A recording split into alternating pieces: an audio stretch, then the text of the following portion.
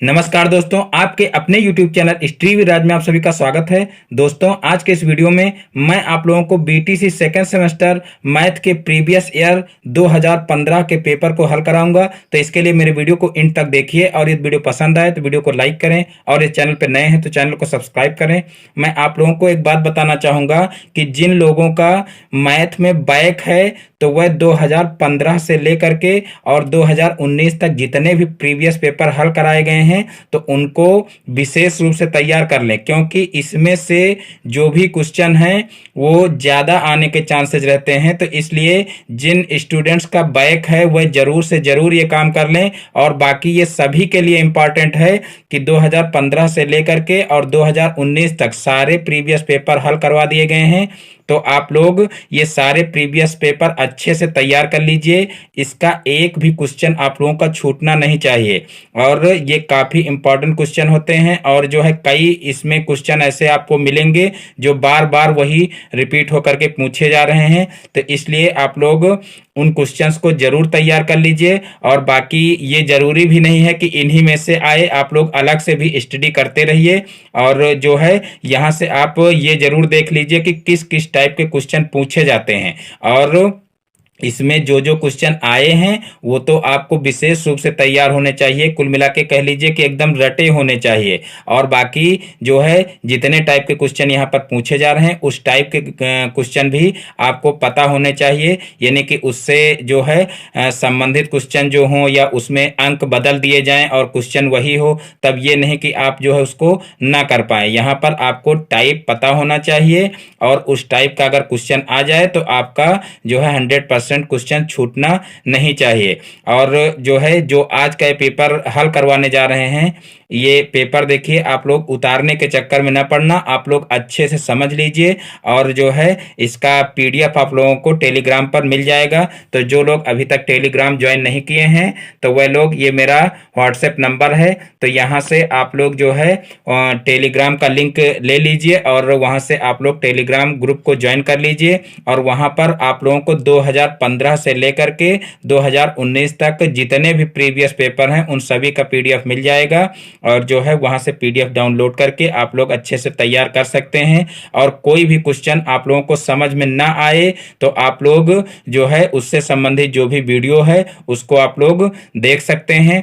तो अब चलते हैं, देखते हैं पहला क्वेश्चन 2015 का। तो देखिए पहला क्वेश्चन है √2 और √4 और फिर .4 का अंडर रूट है और फिर .2 का अंडर रूट है में परिमेय संख्या है, यानी कि इसमें परिमेय संख्या हमको छांटना है। तो यहाँ पर देखिए ऑप्शन 4 आपको दिए जाएंगे और जो है यहाँ पर 4 ऑप्शन में यही संख्याएं प्रत्येक ऑप्शन में होंगी और उसमें से आपको परिमेय संख्या बताना है। देखिए यहाँ पर मैं आप लोगों को बताना चाहूँगा कि मैथ का पेपर कितने मार्क्स का आता है। तो ये सभी को पहले से ही पता होगा कि जो है कुल 25 मार्क्स का आता है पेपर। और जो है उसमें बहुविकल्पीय क्वेश्चन जो है वो पूछे जाते हैं 5, जो कि जो है एक एक नंबर के रहते हैं। तो कुल मिलाकर के 5 नंबर के बहुविकल्पीय क्वेश्चन पूछे जाते हैं और 6 क्वेश्चन अतिलघुत्तरीय पूछे जाते हैं और ये भी एक एक नंबर के होते हैं। तो कुल मिलाकर के 6 नंबर ये होते हैं। और फिर लघुत्तरीय जो क्वेश्चन पूछे जाते हैं वो होते हैं 7 और ये क्वेश्चन जो है 2-2 नंबर के होते हैं। तो कुल मिलाकर के 14 नंबर के लघुत्तरीय क्वेश्चन होते हैं और इस प्रकार से कुल मिलाकर के 25 नंबर का जो है पूरा पेपर होता है जो कि आपको हल करना रहता है। तो यहाँ पर ये बहुविकल्पीय क्वेश्चन है और एक एक नंबर के क्वेश्चन होते हैं। तो यहाँ पर देखिए पहला क्वेश्चन है, इसमें आपको परिमेय संख्या बतानी है। तो देखिए परिमेय संख्या की परिभाषा आप लोगों को पता होगी कि जो संख्या P/Q के रूप में होती हैं वह परिमेय संख्याएं होती हैं। तो यहाँ पर देखिए यहाँ पर कोई भी ऐसी संख्या नहीं है जिसका जो है वर्गमूल निकाला जा सके, क्योंकि यहाँ पर सारी संख्याएं रूट में है। और यहाँ पर एक √4 ऐसी संख्या है जिसका वर्गमूल निकल सकता है। इसका वर्गमूल क्या आएगा? 2 आएगा और 2 जब निकल आएगा तो इसको जो है 2/1 लिख सकते हैं, यानी कि ये एक परिमेय संख्या हो जाएगी। तो यहाँ पर यही इसका ऑप्शन जो √4 वाला है यही ऑप्शन इसका सही हो जाएगा। तो इस प्रकार से जो है ये क्वेश्चन हो जाएगा। अब देखते हैं नेक्स्ट क्वेश्चन। तो देखिए नेक्स्ट क्वेश्चन है, देखिए प्रश्न नंबर 2 33.328 में अंक 2 का स्थानीय मान होगा। देखिए यहाँ पर अगर इधर के अंकों का स्थानीय मान पूछा जाए तब तो बहुत ही सिंपल है। यहाँ पर देखिए इकाई, दहाई, सैकड़ा, हजार, इस तरीके से जितनी भी आगे संख्याएं होंगी उनका इसी तरीके से इकाई के स्थान पर जो अंक होगा तो उसका स्थानीय मान क्या हो जाएगा, वही अंक हो जाएगा। दहाई के स्थान पर उसका 10 गुना हो जाएगा, सैकड़े के स्थान पर उसका 100 गुना हो जाएगा। इस प्रकार से जो है इन अंकों का स्थानीय मान निकालते हैं। लेकिन जो दशमलव के बाद संख्याएं होती हैं, तो दशमलव के बाद जो संख्याएं होती हैं उनका जो है स्थानीय मान कैसे निकालते हैं, तो देखिए यहां पर दशमलव के बाद जो पहले स्थान पर संख्या होती है उसको क्या करते हैं, 10 से भाग करते हैं। यानी कि 3 जैसे है, 3 का स्थानीय मान पूछा जाता तो 3/10 कर देते, यानी कि 3 का 10वां भाग 3 का स्थानीय मान होगा। और जैसे 2 का स्थानीय मान पूछा गया है तो 2 का 1वां भाग, यानी कि जो है ये 100वें स्थान पर है तो इसका जो 100वां भाग होगा वो 2 का स्थानीय मान होगा। यानी कि 2 को 100 से भाग कर दीजिए, जो आएगा वही इसका स्थानीय मान हो जाएगा। इसी प्रकार अगर 8 का पूछा जाता तो क्या हो जाता, तो यहां पर देखिए 8 को 1000 से भाग कर देते, 8 को 1000 से भाग कर देते तो यहां पर क्या हो जाता, जो है यहां पर 0.008 है, यानी कि 8 का स्थानीय मान हो जाता। तो इस प्रकार से जो है पॉइंट के बाद कोई भी संख्या आपसे पूछ ली जाए, उसका स्थानीय मान पूछ लिया जाए तो कोई भी प्रॉब्लम नहीं है। आप जिस भी स्थान पर वो संख्या है उस स्थान पर क्या करेंगे, देखिए जैसे यहाँ पर है 10वें, 100वें, हजारवें, इस तरीके से जिस भी स्थान पर है उतने से उसको क्या करें, भाग कर दें तो उसका स्थानीय मान निकल आएगा। तो यहाँ पर देखिए ये 2 है और ये कितने 100वें स्थान पर है, देखिए 10वें और 100वें स्थान पर है तो इसको जो है 100 से भाग कर देंगे तो इसका आंसर क्या हो जाएगा, तो इसका आंसर हो जाएगा देखिए 0.02।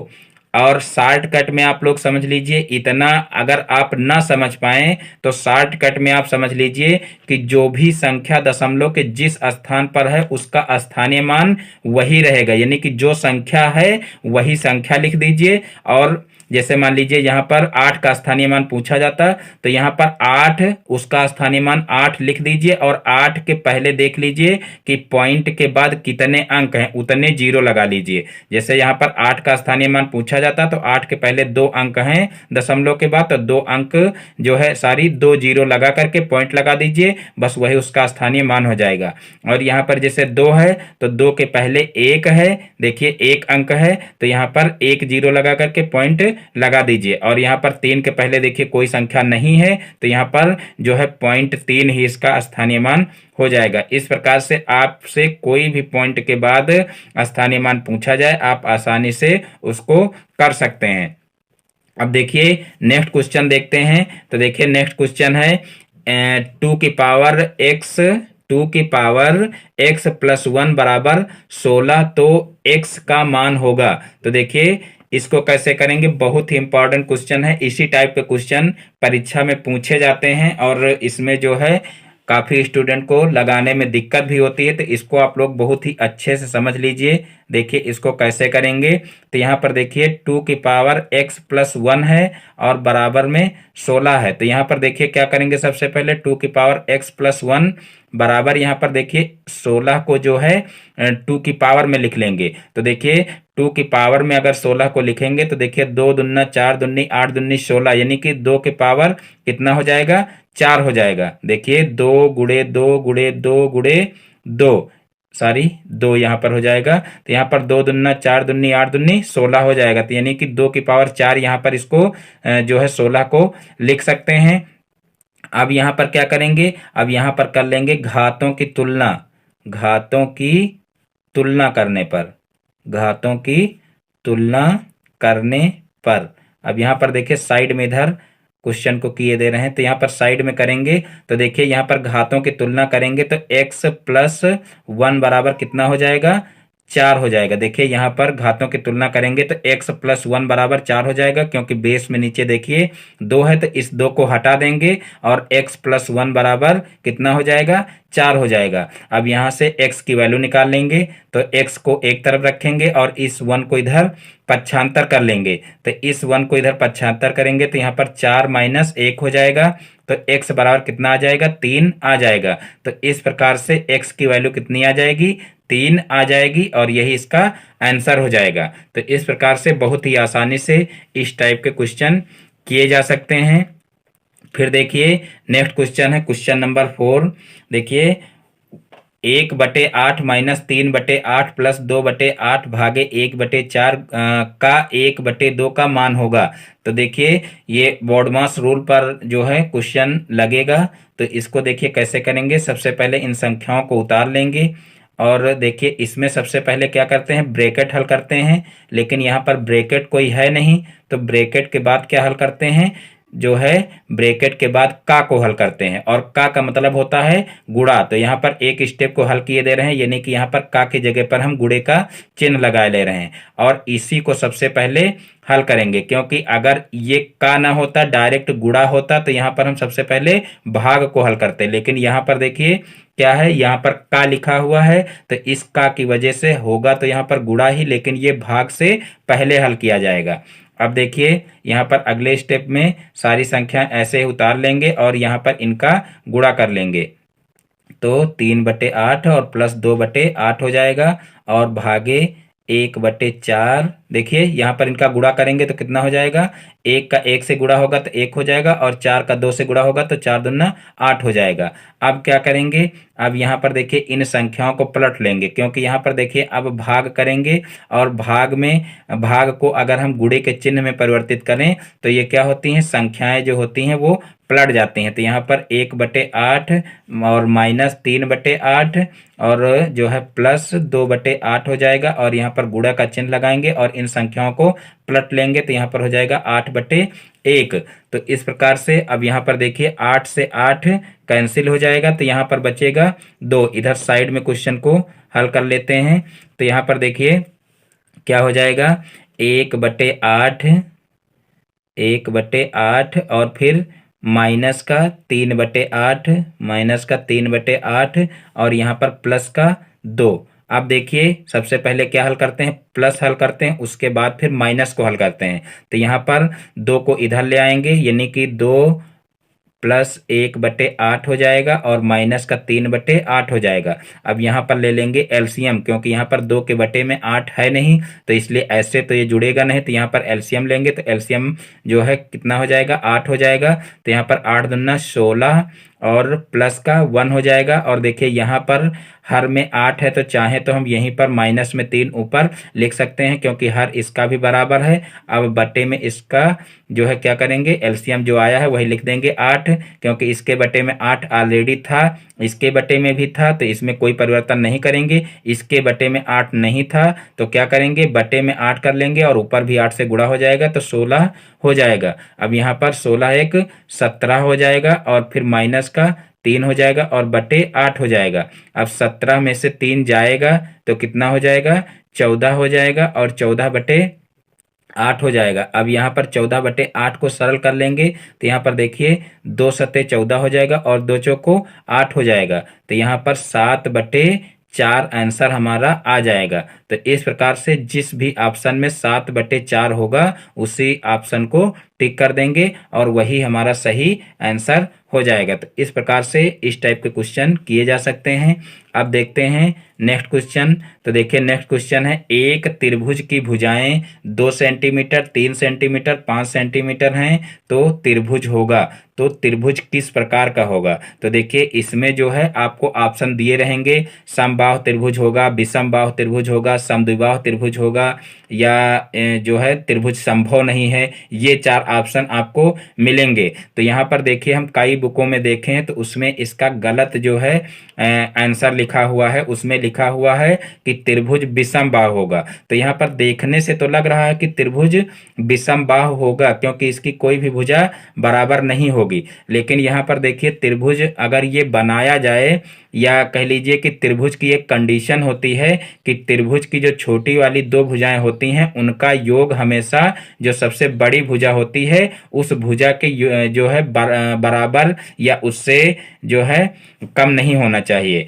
तो कुल मिलाकर के हम ये कह सकते हैं कि जो बड़ी भुजा होती है और शेष जो 2 छोटी भुजाएं होती हैं उनका योग जो है बड़ी भुजा से बड़ा होना चाहिए। तो यहाँ पर देखिए यहाँ पर देखिए समझ लीजिए, जैसे ये मान लीजिए 5 सेंटीमीटर की एक भुजा है, और एक जो जो दूसरी भुजाएं हैं वो क्या है, 2 सेंटीमीटर और 3 सेंटीमीटर हैं। तो इन दो भुजाओं को अगर हम इस तरीके से किसी टाइप से बनाएंगे तो देखिए इन दोनों का योग कितना है, 5 सेंटीमीटर है। तो देखिए 3 और 2 का योग 5 सेंटीमीटर है, तो हम इनको उभारेंगे तब जो है ये 5 सेंटीमीटर से ज्यादा हो जाएंगी। और अगर उभारेंगे नहीं तो दूसरी भुजा क्या होगी, इसी के ऊपर आएगी। तो इसी के ऊपर आएगी तो त्रिभुज क्या होगा, नहीं बन पाएगा। और मान लीजिए यही भुजा 5 सेंटीमीटर वाली, मान लीजिए हम इसको तिरछी इस तरीके से कर दें, और यहाँ पर नीचे जो है 2 सेंटीमीटर की इस तरीके से कर दें, तब भी जो ये दूरी होगी ये 3 सेंटीमीटर की नहीं होगी। क्योंकि यहाँ पर देखिए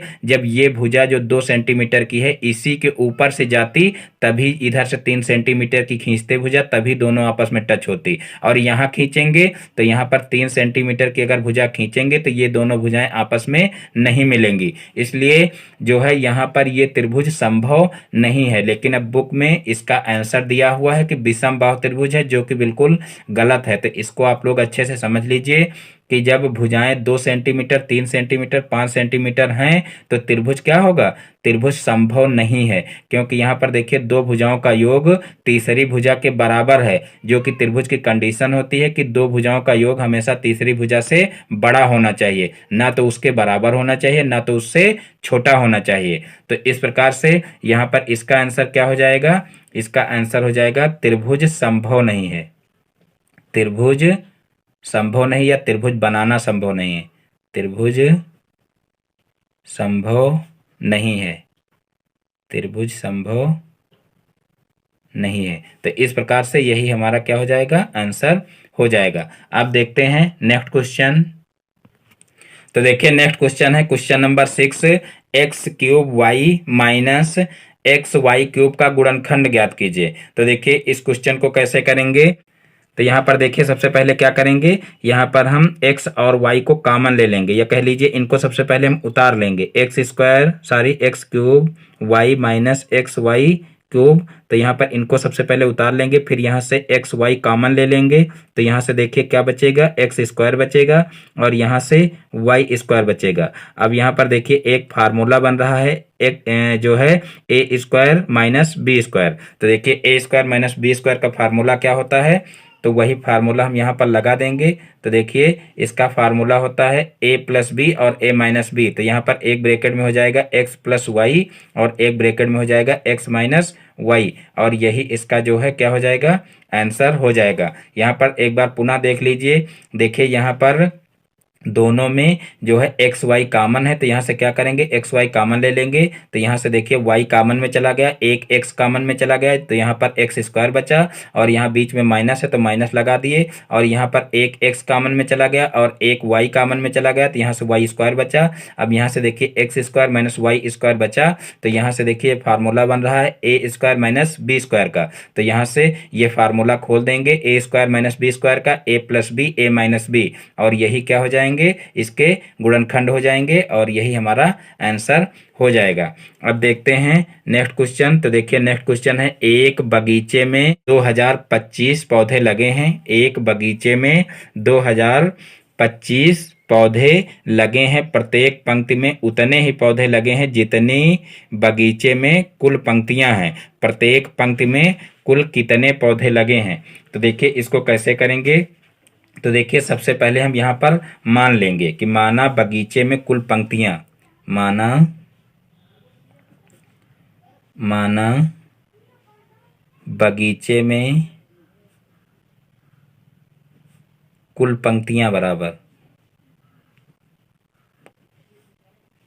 तो देखिए यहाँ पर हम मान लेंगे कि माना बगीचे में कुल पंक्तियां बराबर एक्स, और कहा गया है कि देखिए यहाँ पर कहा गया है कि प्रत्येक पंक्ति में उतने ही पौधे लगे हैं जितनी बगीचे में कुल पंक्तियां हैं। तो यहाँ पर हम पंक्तियां मान लिए हैं एक्स, तो प्रत्येक पंक्ति में लगे पौधों की संख्या कितनी हो जाएगी, तो वो भी एक्स हो जाएगी। तो यहाँ पर लिख लेंगे, तो प्रत्येक पंक्ति में लगे पौधों की संख्या बराबर, लगे पौधों की संख्या बराबर, तो वो भी देखिए क्या हो जाएगी, वो भी हो जाएगी x। और अब क्या करेंगे, अब यहाँ पर लिखेंगे प्रश्नानुसार।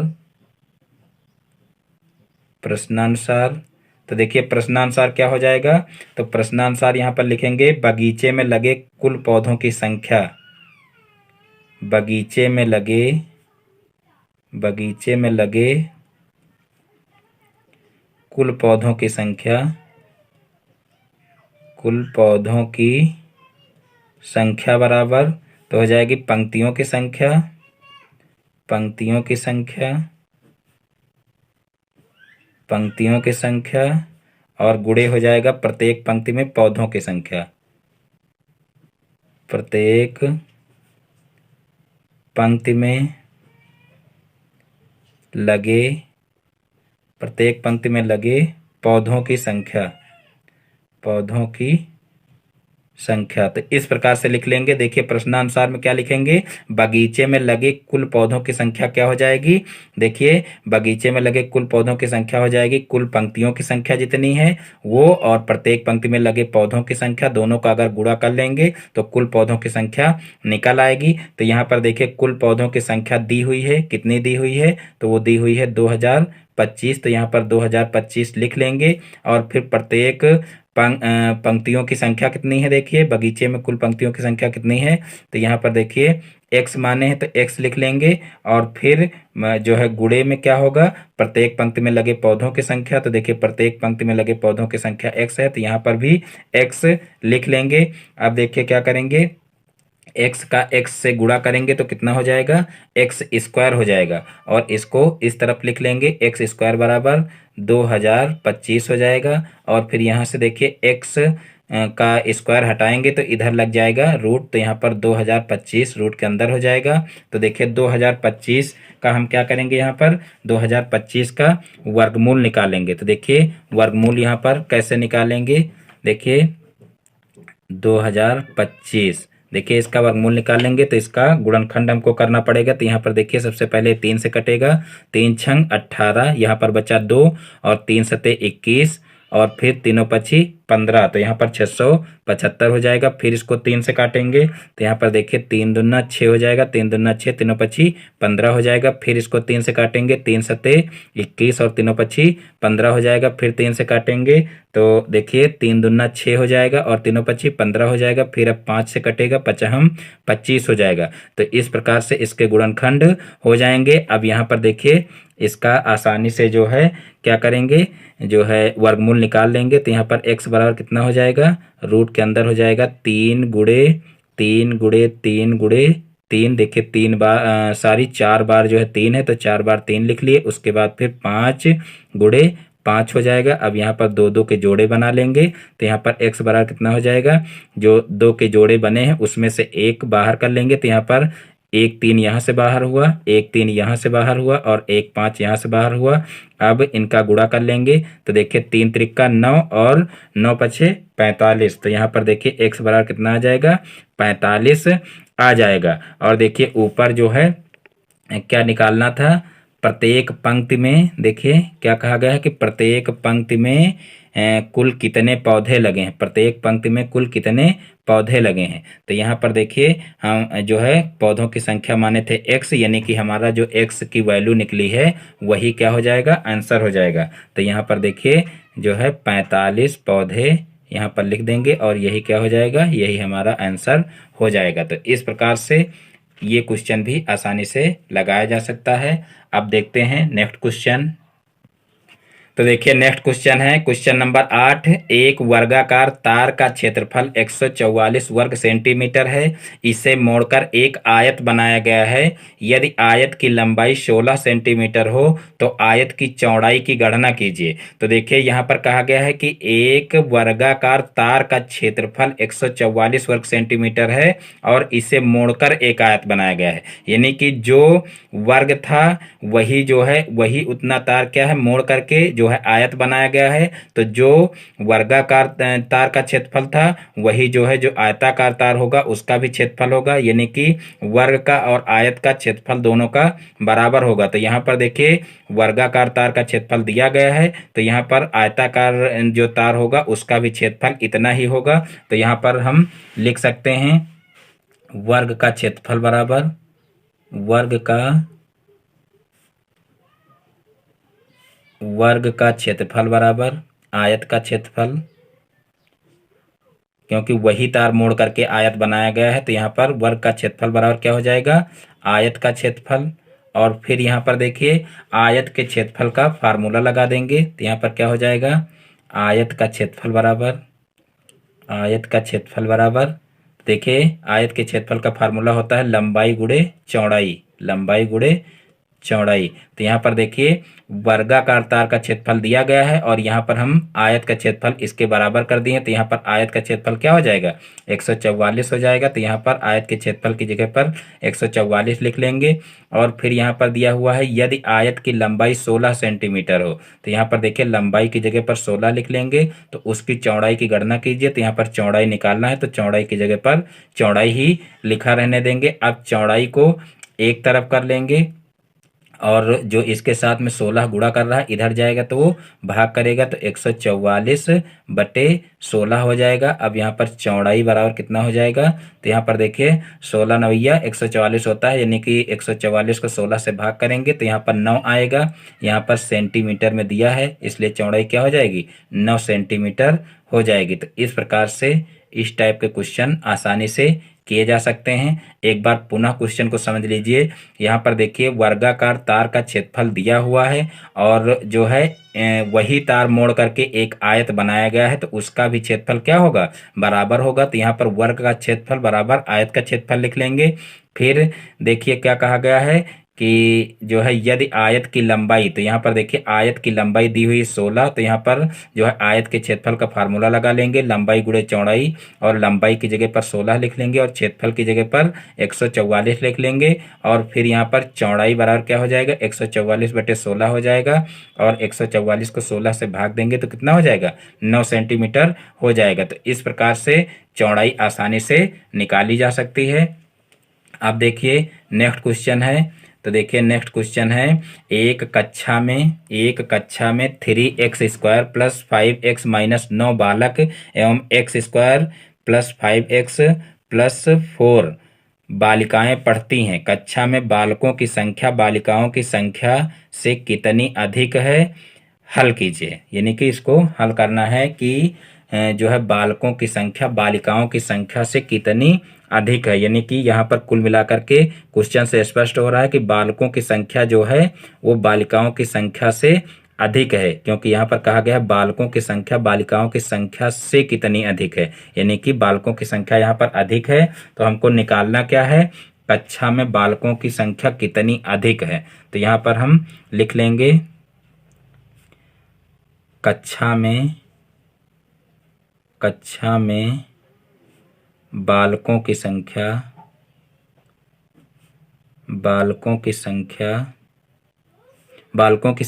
अधिक है बराबर अधिक।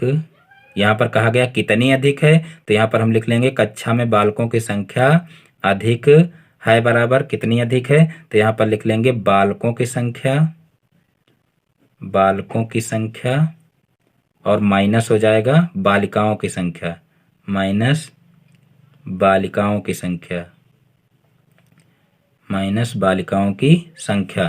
तो यहाँ पर देखिए बालकों की संख्या कितनी है, देखिए 3x² + 5x - 9, और फिर यहाँ पर बीच में माइनस है तो माइनस लगा देंगे। फिर बालिकाओं की संख्या कितनी है, तो यहाँ पर देखिए है x² और प्लस का 5x और प्लस का 4, और फिर क्या करेंगे, अब यहाँ से ब्रैकेट खोल देंगे तो यहाँ पर हो जाएगा 3x² + 5x - 9, और फिर माइनस, यहाँ से देखिए इस माइनस की वजह से इसके सारे चिन्ह चेंज हो जाएंगे, तो यहाँ से हो जाएगा माइनस का x² माइनस का 5x और माइनस का 4।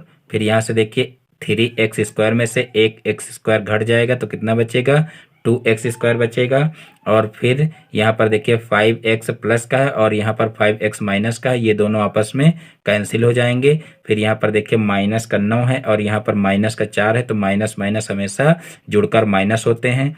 तो यहाँ पर 9 में 4 जुड़ जाएगा तो कितना हो जाएगा, 13 हो जाएगा। और चिन्ह किसका लगेगा, माइनस का लगेगा। तो इस प्रकार से 2x² माइनस 13 ही हमारा आंसर आ जाएगा। तो इस प्रकार से ये क्वेश्चन भी आसानी से किया जा सकता है। अब देखते हैं नेक्स्ट क्वेश्चन। तो देखिए नेक्स्ट क्वेश्चन है 3,5,x,9,11 का समांतर माध्य 7 है, तो x का मान बताइए। बहुत ही आसान क्वेश्चन है और मैंने इस टाइप के क्वेश्चन हल भी करवाए हैं। तो देखिए यहाँ पर हम क्या करेंगे, यहाँ पर सीधे से समांतर माध्य का फार्मूला लगा देंगे। तो देखिए समांतर माध्य का फार्मूला क्या होता है, समांतर माध्य बराबर पदों का योग बटे पदों की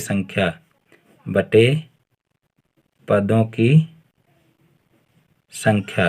तो देखिए पदों का योग करेंगे। यहाँ पर देखिए समांतर माध्य दिया हुआ है 7, तो यहाँ पर 7 लिख लेंगे इसकी जगह पर। और यहाँ पर पदों का योग यानी कि इन सभी का योग होगा, तो 3 + 5 + x + 9 + 11 हो जाएगा।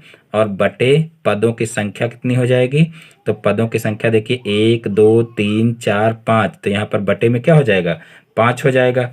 अब क्या करेंगे, यहाँ पर 7 लिखेंगे और यहाँ पर इन सभी को जोड़ लेंगे। तो यहाँ पर देखिए 11 में 9 जोड़ेंगे तो कितना हो जाएगा, 20 हो जाएगा। और 5 3 8 होता है, 20 में 8 जोड़ेंगे तो 28 हो जाएगा, यानी कि 28 + x ऊपर हो जाएगा और बटे में 5 हो जाएगा। अब यहाँ पर 7 के बटे में 1 कर लेंगे और यहाँ पर क्या करेंगे, तिर्यक गुणा कर लेंगे। तो तिर्यक गुणा करेंगे तो कितना हो जाएगा, 28 + x हो जाएगा और 7 पछे 35 हो जाएगा। और यहाँ पर अब x को एक तरफ रखेंगे और इस 28 को भी क्या करेंगे, पक्षांतर कर देंगे, क्योंकि हमको x की वैल्यू निकालनी है। तो यहाँ पर देखिए 35 और माइनस कितना हो जाएगा, 28 हो जाएगा। और फिर 35 में से 28 को घटाएंगे तो कितना बचेगा, तो यहाँ पर बचेगा 7। तो इस प्रकार से हमारा 7 ही आंसर आ जाएगा। x बराबर कितना आ जाएगा, 7 आ जाएगा और यही हमारा आंसर हो जाएगा। तो इस प्रकार से जो है समांतर माध्य के क्वेश्चन भी किए जा सकते हैं। अब देखते हैं नेक्स्ट क्वेश्चन।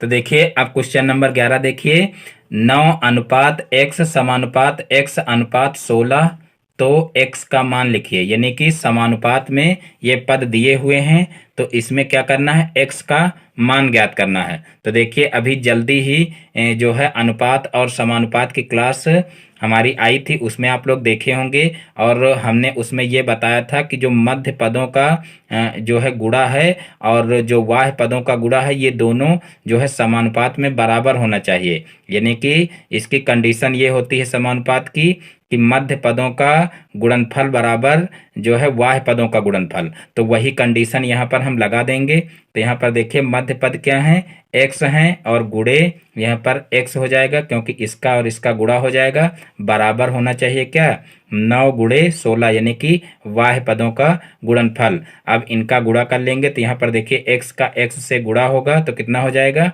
x² हो जाएगा। और फिर यहाँ पर 16 का 9 से गुणा होगा तो 16 9 कितना होता है, 144 होता है। तो यहाँ पर 144 हो जाएगा। और फिर यहाँ पर देखिए x का स्क्वायर हटाएंगे तो उधर रूट लग जाएगा, तो 144 रूट के अंदर हो जाएगा। और फिर 144 का वर्गमूल निकालेंगे तो कितना हो जाएगा, 12 हो जाएगा, क्योंकि 12 बरहिया में 144 होता है। तो 144 का वर्गमूल कितना हो जाएगा, 12 हो जाएगा। और x की वैल्यू इस प्रकार से निकल आएगी और हमको x की वैल्यू ही निकालनी थी, तो यही हमारा आंसर हो जाएगा। तो इस प्रकार से इस क्वेश्चन को भी किया जा सकता है। अब देखते हैं नेक्स्ट क्वेश्चन। तो देखिए नेक्स्ट क्वेश्चन है, यहाँ पर देखिए अब लघुत्तरीय क्वेश्चन शुरू हो गए हैं, क्योंकि अभी तक जो चल रहे थे वो अति लघुत्तरीय क्वेश्चन थे और ये अब जो है लघुत्तरीय क्वेश्चन शुरू हुए हैं। तो यहाँ पर क्वेश्चन नंबर 12 देखिए, एक समबाहु त्रिभुज की ऊंचाई 3√3 सेंटीमीटर है, समबाहु त्रिभुज का क्षेत्रफल निकालिए। बहुत ही महत्वपूर्ण क्वेश्चन है ये और अपने आप में ये कठिन भी है, काफ़ी स्टूडेंट जो है इसको समझ नहीं पाते हैं और कई स्टूडेंट हमसे फ़ोन करके जो है ये क्वेश्चन पूछे भी हैं, तो वो सभी इस क्वेश्चन को अच्छे से समझ लें। देखिए यहाँ पर कहा गया है एक समबाहु त्रिभुज की ऊंचाई 3 √3 सेंटीमीटर है, समबाहु त्रिभुज का क्षेत्रफल निकालिए। तो देखिए समबाहु का मतलब क्या होता है, जिसकी तीनों भुजाएं बराबर हों। समबाहु त्रिभुज का मतलब क्या होता है, जिसकी तीनों भुजाएं बराबर हों।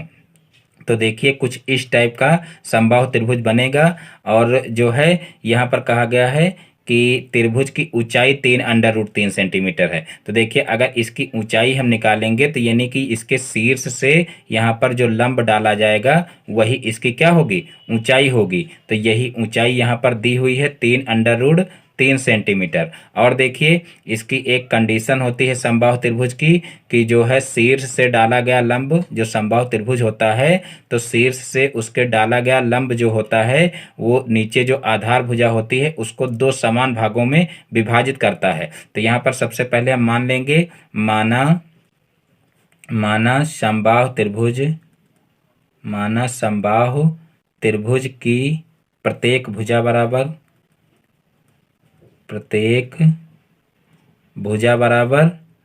x सेंटीमीटर, ये यहाँ पर हम मान लेंगे। तो देखिए ये भुजा कितनी हो जाएगी, x हो जाएगी, ये भी x हो जाएगी, लेकिन ये पूरी x थी तो यहाँ पर ये दो बराबर भागों में बढ़ जाएगी। तो अब इतनी भुजा कितनी हो जाएगी, तो ये हो जाएगी x/2, यानी कि इतनी भुजा क्या हो जाएगी, x/2 सेंटीमीटर। और इधर की भी ये भुजा क्या हो जाएगी, x/2 सेंटीमीटर। तो इस प्रकार से देखिए ये नाप निकल आएगी। और यहाँ पर देखिए अब अगर हमको x की वैल्यू पता चल जाए तो हम जो है समबाहु त्रिभुज का क्षेत्रफल आसानी से निकाल सकते हैं। तो यहाँ पर देखिए ये भुजा हमको पता हो गई और x के पदों में ये भुजा भी पता हो गई और ये भुजा भी पता हो गई। और देखिए ये क्या है, ये लंब है। तो यहाँ पर देखिए अब जो है दो त्रिभुज बन रहे हैं। और कौन से त्रिभुज, समकोण त्रिभुज। तो यहाँ पर देखिए हम पाइथागोरस प्रमेय लगा सकते हैं, यानी कि यहाँ पर देखिए ये लंब भुजा हो जाएगी,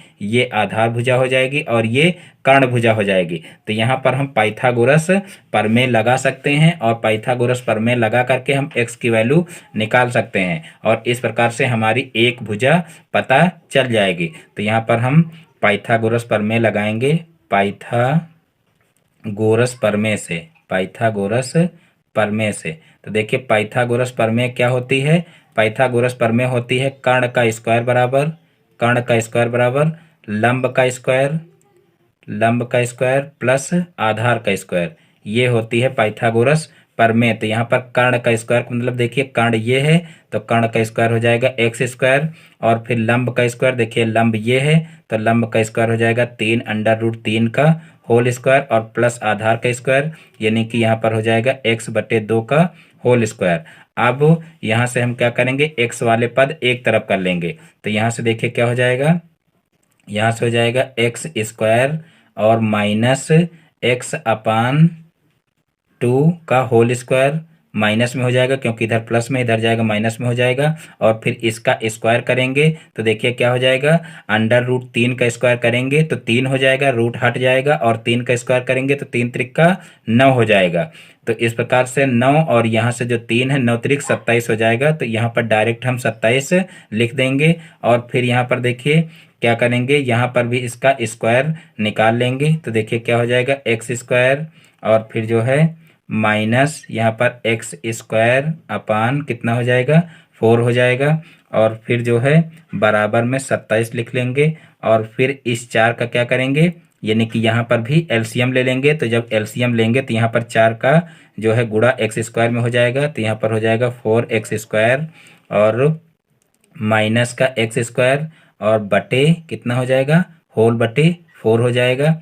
और फिर यहाँ पर 27 हो जाएगा। अब इस 4 को क्या करेंगे, उधर पक्षांतर कर देंगे। तो यहाँ पर देखिए 4x² में से 1x² घट जाएगा तो कितना बचेगा, 3x² बचेगा। और इस 4 को इधर भेजेंगे तो कितना हो जाएगा, तो यहाँ पर 4 जो है इसके साथ में जाएगा, गुणा करेगा।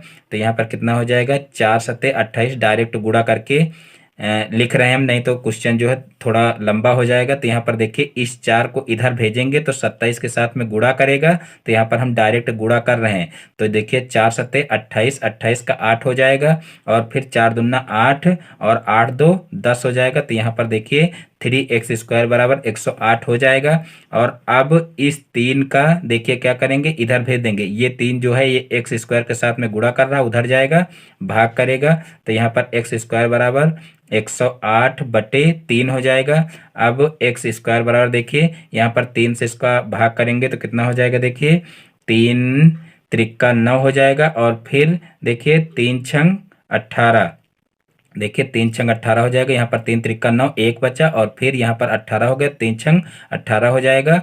और फिर यहाँ पर x जो है x को शेष रखेंगे और स्क्वायर को भी इधर भेज देंगे, तो स्क्वायर यहाँ से हटेगा तो इधर क्या होगा, इधर रूट लग जाएगा। तो यहाँ पर √36 हो जाएगा। और फिर x बराबर कितना हो जाएगा, यहाँ पर 6 हो जाएगा। तो इस प्रकार से x की वैल्यू हमारी निकल आएगी। तो देखिए हमको क्या करना था, हमको भुजा एक निकालनी थी, और भुजा के बाद फिर हमको जो है क्या करना था कि त्रिभुज का क्षेत्रफल निकालना था। तो यहाँ पर देखिए x की वैल्यू आ गई है, यानी कि हमारी जो ये भुजाएं हैं, ये भुजाएं हमको पता चल गई हैं। अब हम क्या करेंगे, अब डायरेक्ट जो है समबाहु त्रिभुज के क्षेत्रफल का फार्मूला लगाएंगे और जो है समबाहु त्रिभुज का क्षेत्रफल निकाल लेंगे। तो यहाँ पर देखिए समबाहु त्रिभुज के क्षेत्रफल का फार्मूला क्या होता है, समबाहु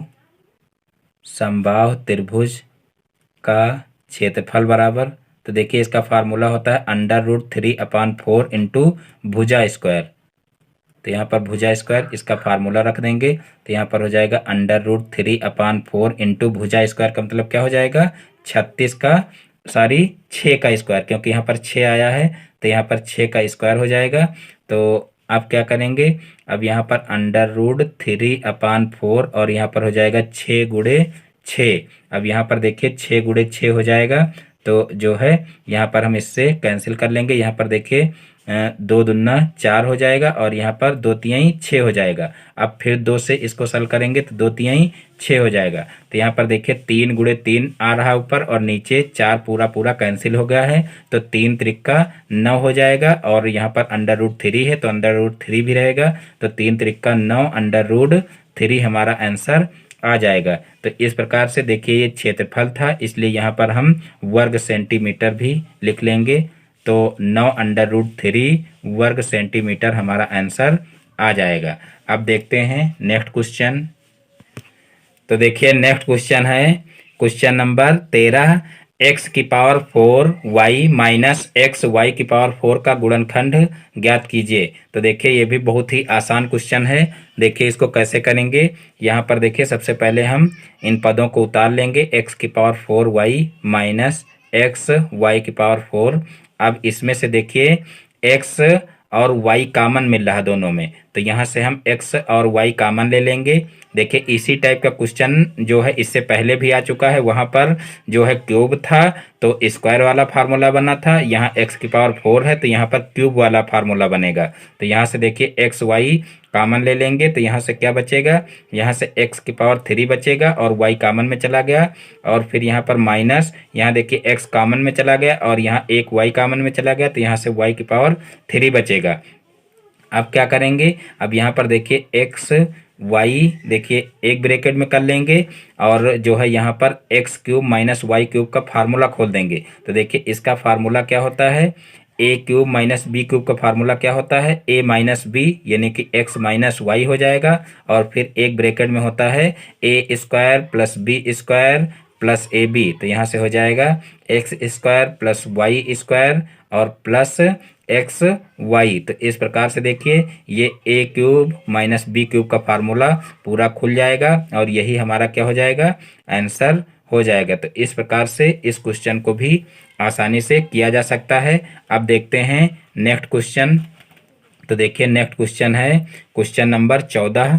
तो देखिए क्वेश्चन नंबर 14 है √121 प्लस √64 माइनस √0.04 प्लस √0.16 का मान ज्ञात कीजिए। तो देखिए इस क्वेश्चन को कैसे करेंगे, तो सबसे पहले इन सभी को हम नीचे उतार ले रहे हैं। 121 है रूट के अंदर, प्लस 64 माइनस अंडर रूट 0.04 और फिर प्लस अंडर रूट 0.16।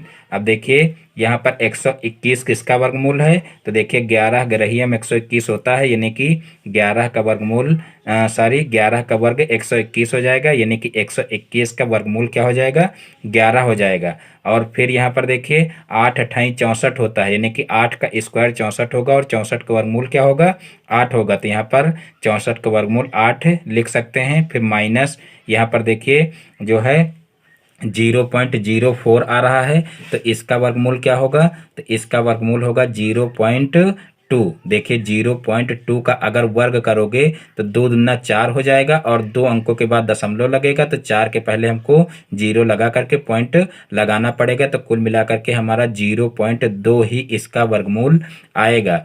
तो यहाँ पर बीच में फिर प्लस है, प्लस लगाएंगे।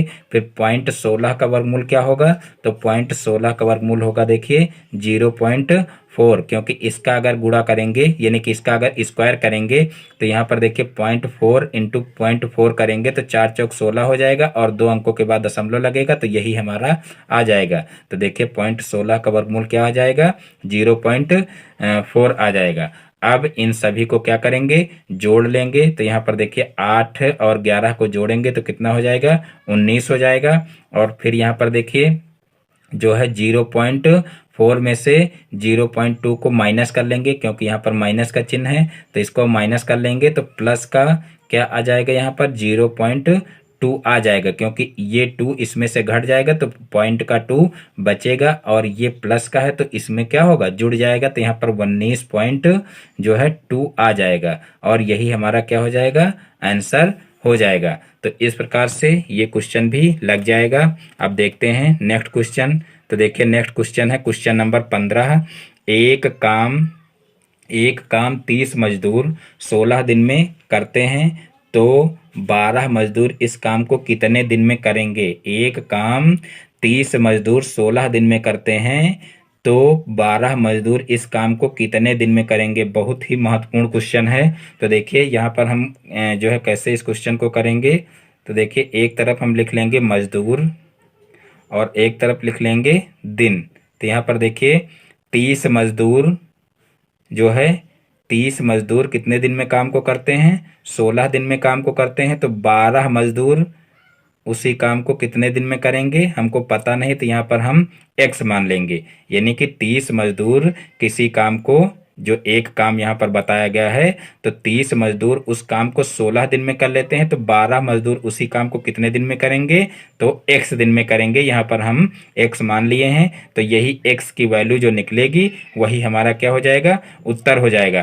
तो यहाँ पर देखिए जब 30 मजदूर थे तो 16 दिन में करते थे, तो 12 मजदूर हैं यानी कि मजदूर कम हो गए हैं, तो काम करने में टाइम ज़्यादा लगेगा, यानी कि यहाँ पर जो दिनों की संख्या आएगी वो ज़्यादा आएगी। तो यहाँ पर मान लीजिए हम इस तरीके से एरो लगाएंगे यानी कि कम की तरफ। तो यहाँ पर देखिए इधर वैल्यू जो है एरो लगेगी यानी कि कम की तरफ, इधर भी एरो लगा देंगे।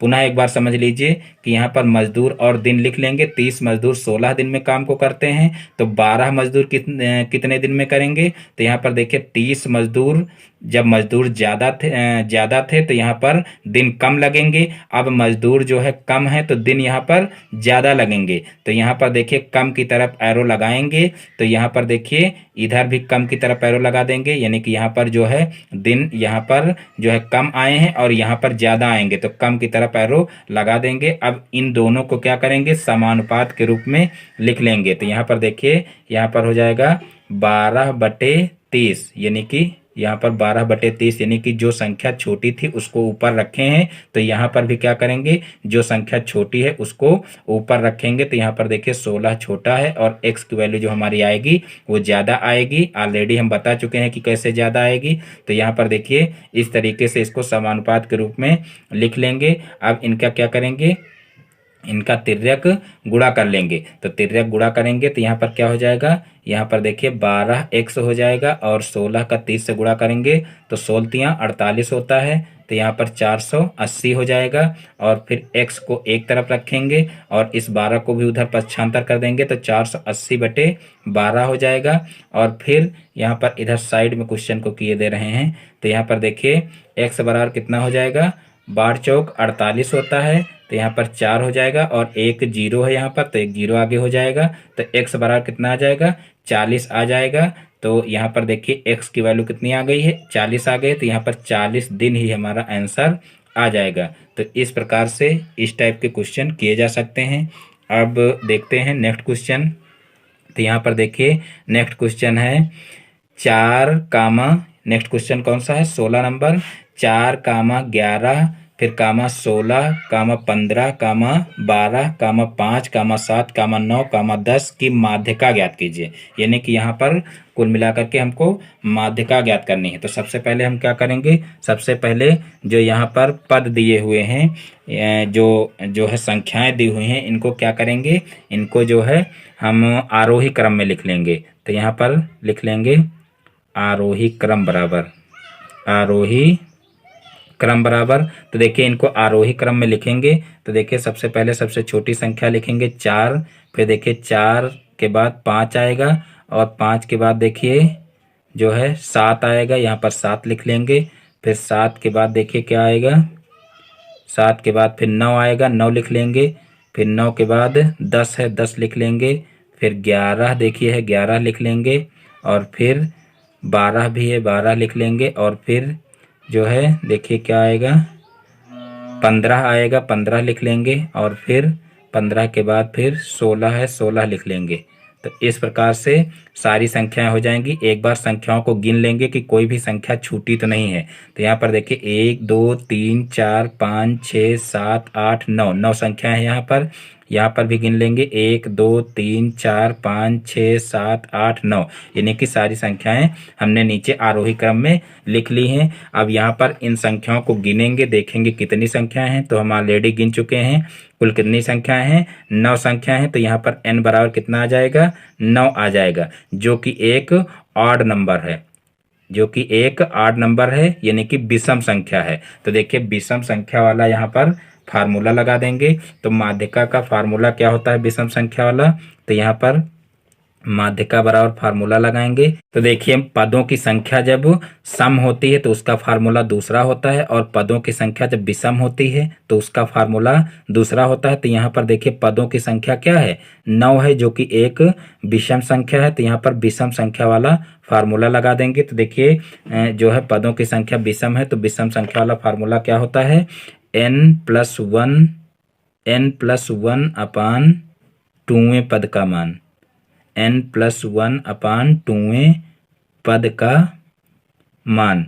तो ये यहाँ पर फार्मूला लगा देंगे। तो देखिए n का मतलब क्या हो जाएगा, 9, तो यहाँ पर 9 रख देंगे और प्लस का 1 है और बटे में 2 हो जाएगा। तो यहाँ पर देखिए यहाँ पर भी लिख देंगे n+1/2वें पद का मान। तो देखिए यहाँ पर हो जाएगा 9 + 1 का मतलब 10/2, और 10/2 करेंगे तो यहाँ पर क्या हो जाएगा, देखिए 10/2। तो यहाँ पर इसको सरल कर लेंगे तो कितना हो जाएगा, 5। तो यहाँ पर हो जाएगा 5वें पद का मान। तो देखिए 5वें पद का मान कितना है, तो यहाँ ऊपर देखेंगे 1 2 3 4 5, 5वें पद का मान कितना है, 10 है। तो यहाँ पर 10 ही हमारा आंसर आ जाएगा। तो इस प्रकार से हम आसानी से इस टाइप के क्वेश्चन कर सकते हैं, यानी कि जो माध्यिका वाले क्वेश्चन हैं तो वो हम इस टाइप से कर सकते हैं। तो देखिए यहाँ पर एक बार पुनः क्वेश्चन को समझ लेंगे। देखिए जब माध्यिका वाला क्वेश्चन आए तो यहाँ पर सबसे पहले हम क्या करेंगे कि पदों को आरोही क्रम में लिख लेंगे, और आरोही क्रम में लिखने के बाद फिर पदों को गिन लेंगे, और गिनने पर जो पदों की संख्या आएगी वो अगर जो है सम संख्या है तो उसका फार्मूला दूसरा होता है, तो वो फार्मूला लगाएंगे। और अगर पदों की संख्या जो है वो विषम है तो विषम के लिए ये फार्मूला लगाएंगे जो आपके सामने लिखा हुआ है। तो इसको लगाएंगे और जो है इसको लगा करके फिर जो है इस तरीके से इसको हल कर लेंगे, और जो यहाँ पर आएगा वही हो जाएगा हमारा आंसर, यानी कि वही हमारी माध्यिका हो जाएगी। फिर देखते हैं अब नेक्स्ट क्वेश्चन। अब नेक्स्ट क्वेश्चन देखते हैं, क्वेश्चन नंबर 17। निम्नांकित चित्र में ABCD एक वर्ग है। वर्ग की भुजा 7 सेंटीमीटर है। वर्ग के अंतराल खींचे गए वृत्त की परिधि की गणना कीजिए। यानी कि यहाँ पर एक ABCD देखिए वर्ग दिया हुआ है और इस वर्ग के अंतर्गत जो है एक वृत्त खींचा गया है और जो है यहाँ पर वर्ग की भुजा दी हुई है 7 सेंटीमीटर और इस वृत्त की हमको क्या करना है, परिधि निकालना है। तो देखिए बहुत ही आसान क्वेश्चन है ये। देखने से जो लोग डर गए तो समझ लीजिए क्वेश्चन फिर हल नहीं हो पाएगा, और अगर आप कोशिश करेंगे इसको लगाने की तो बहुत ही आसान क्वेश्चन है और बहुत ही आसानी से इसको हल किया जा सकता है। देखिए यहाँ पर ये क्या है, ये है वर्ग, और देखिए यहाँ पर जो ये भुजा होगी यानी कि यहाँ से एक भुजा जो जाएगी इसके केंद्र से, तो ये भी क्या होगी, ये भी जो है जो वर्ग है इस वर्ग की ही एक भुजा होगी। यानी कि यहाँ पर और जो ये वृत्त है इस वृत्त का ये क्या कहलाएगी, व्यास कहलाएगी। तो कुल मिलाकर के जो इसका व्यास है वृत्त का वो क्या हो जाएगा, वो हो जाएगा 7 सेंटीमीटर। वृत्त का व्यास क्या हो जाएगा, 7 सेंटीमीटर हो जाएगा। तो यहाँ पर हम वृत्त की त्रिज्या क्या लिख सकते हैं, वृत्त की त्रिज्या बराबर, वृत्त की त्रिज्या बराबर, तो देखिए वृत्त की त्रिज्या हो जाएगी व्यास बटे 2। तो यहाँ पर देखिए व्यास कितना है, 7 है, तो 7/2 हो जाएगा। तो 7/2 यहाँ पर लिखा रहने देंगे। अब यहाँ पर हम जो है क्या करेंगे, वृत्त की परिधि हमको निकालना है, तो वृत्त की परिधि का फार्मूला लगा देंगे। वृत्त की परिधि बराबर, वृत्त की परिधि बराबर, तो देखिए वृत्त की परिधि का फार्मूला होता है 2πr, और यहाँ पर देखिए 2 × पाई का मान 22/7 होता है, तो 22/7 लिख लेंगे। और फिर यहाँ देखिए आर की वैल्यू हम निकाल चुके हैं, यहाँ त्रिज्या को आर से प्रदर्शित करते हैं, तो यहाँ पर आर बराबर निकाल चुके हैं, कितना है 7/2। अब 7 से 7 कैंसिल हो जाएगा और इस 2 से ये 22 कट जाएगा, तो कितना आ जाएगा, 11 आ जाएगा। और 11 का 2 से गुणा करेंगे तो कितना हो जाएगा, 11 दूना 22। तो इस प्रकार से 22 सेंटीमीटर हमारा आंसर आ जाएगा। देखिए हमको परिधि निकालनी थी तो परिधि कितनी हो जाएगी, 22 सेंटीमीटर हो जाएगी। बहुत ही आसान क्वेश्चन है, पुनः एक बार समझ लेते हैं। देखिए यहाँ पर वर्ग दिया हुआ है और वर्ग की प्रत्येक भुजा 7 सेंटीमीटर है। तो यहाँ पर देखिए जो ये पॉइंट है, यहाँ पर पॉइंट से जो ये भुजा जाएगी ये क्या होगी, वृत्त का व्यास होगी। और ये अगर जो है वर्ग की देखी जाए तो वर्ग की ये क्या होगी, वर्ग की ये एक भुजा भी मानी जा सकती है, क्योंकि जो है इसी के समांतर खींची गई है और जो है इसी जितनी लंबाई इसकी है उतनी ही लंबाई इसकी है, तो इसकी एक भुजा की माप जो होगी वही इसकी भी माप हो जाएगी। तो यहाँ पर ये हो जाएगी 7 सेंटीमीटर, और इस प्रकार से ये वृत्त का व्यास है। और यहाँ पर अगर त्रिज्या निकाला जाए तो त्रिज्या क्या होती है, व्यास की आधी होती है, तो यहाँ पर 7/2 हो जाएगा।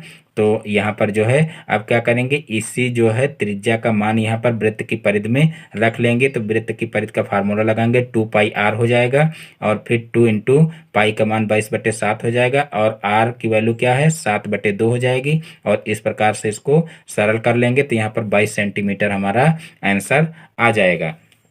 अब देखते हैं नेक्स्ट क्वेश्चन। तो देखिए नेक्स्ट क्वेश्चन है, निम्नांकित चित्र में, निम्नांकित चित्र में ABC एक त्रिभुज है। निम्नांकित चित्र में ABC एक त्रिभुज है। AB के मध्य बिंदु D और AC के मध्य बिंदु E को मिलाया गया है। यदि BC की माप 6 सेंटीमीटर है तो DE की माप क्या होगी तथा BC और DE में संबंध क्या है। तो देखिए इस क्वेश्चन को कैसे करेंगे, यहाँ पर देखिए बताया गया है कि जो है ABC एक त्रिभुज है, ABC एक त्रिभुज है, और AB के मध्य देखिए AB के मध्य बिंदु D और AC के मध्य बिंदु E को मिलाया गया है।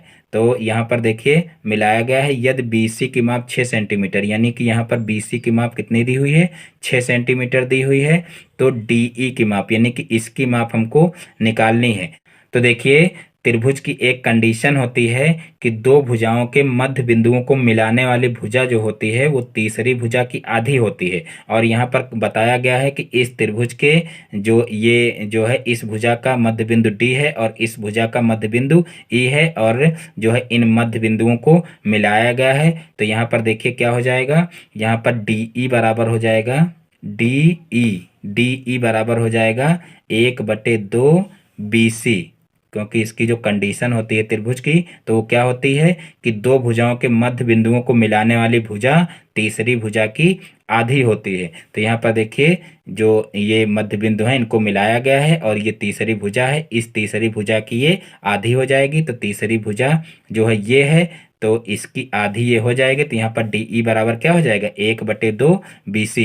और देखिए BC की वैल्यू यहाँ पर दी हुई है, BC की माप 6 सेंटीमीटर है।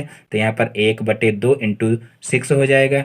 अब यहाँ पर 2 से इसको कैंसिल करेंगे तो 2 तिहाई 6 हो जाएगा, यानी कि यहाँ पर 3 सेंटीमीटर हमारा आंसर आ जाएगा। यानी कि DE की माप हमारी कितनी हो जाएगी, DE की माप 3 सेंटीमीटर निकल आएगी। अभी देखिए और आगे क्या करना है कि BC और DE में संबंध ज्ञात करना है। तो देखिए BC और DE में संबंध क्या होगा, BC और DE में संबंध, तो देखिए BC और DE में संबंध होता है BC अपान DE, BC अपान DE, ये इन दोनों भुजाओं में संबंध हो जाएगा। तो यहाँ पर देखिए DE की माप 3 सेंटीमीटर निकल आई और BC DE में संबंध क्या हो गया, BC अपान DE। तो इस प्रकार से 2015 के प्रीवियस ईयर के सारे क्वेश्चन आप लोगों को अच्छे से समझ में आ गए होंगे। दोस्तों यदि हमारा वीडियो आप लोगों को पसंद आया हो तो वीडियो को लाइक करें, और ये चैनल पर नए हैं तो चैनल को सब्सक्राइब करें और बेल आइकन को प्रेस कर लें, जिससे हमारे आगे आने वाले वीडियो का नोटिफिकेशन आपके मोबाइल पर सबसे पहले पहुंचे। फिर मिलते हैं अपने नेक्स्ट वीडियो में एक नए टॉपिक के साथ में। तब तक के लिए जय हिंद, वंदे मातरम।